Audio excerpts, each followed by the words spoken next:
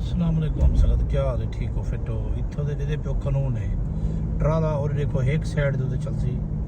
10 बजे तो खुलसन ट्राले का टाइम है रात दे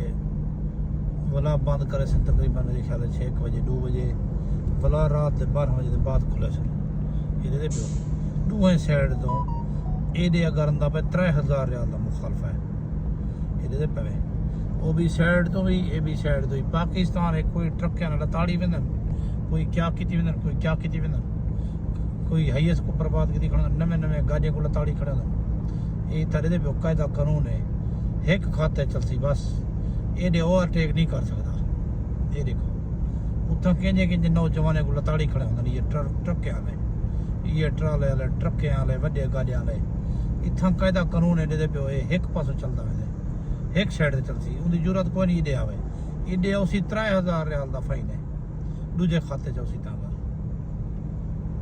ये पाकिस्तान है सारे अपने वतन से भी इहो कानून बना रहे हैं तो किवें दुनिया चलती दिखाए माशाल्लाह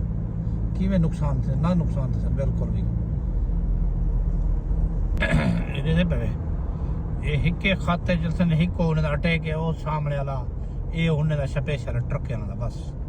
ये रोड ते बिल्कुल 3 खत पैन खाली पैन ते ना उसने जरूरत ही नहीं औसन ते 3000 तो रख ते 15000 रियाल दी फाइन है ये देखो छोटी गाड़ी को बिल्कुल भी तंग ना करे सन पाकिस्तान इडो ट्रां करने कट्टी इडो ट्रां करने कट्टी वे सन उन्हें कुछ ज्यादा जल्दी होती है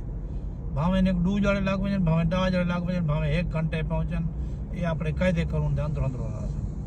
उतना कोई कायदा कानून कोई नहीं पाकिस्तान दे कशा कहीं हर कोई अपनी मर्जी से छोटे गाड़ियों को ताड़ी खड़े रक्षा को ताड़ी खड़न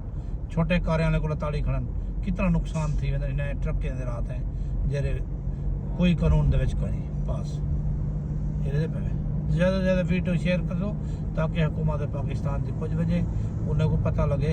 इन्हें को ट्रैफिक पुलिस ने कोई ते एक खाते च एक अटैक है उन्हें को टाइम टेबल रखन सब से रखन तो इंशाअल्लाह ताला सारा मुल्क ही में तरक्की कर सकते हैं।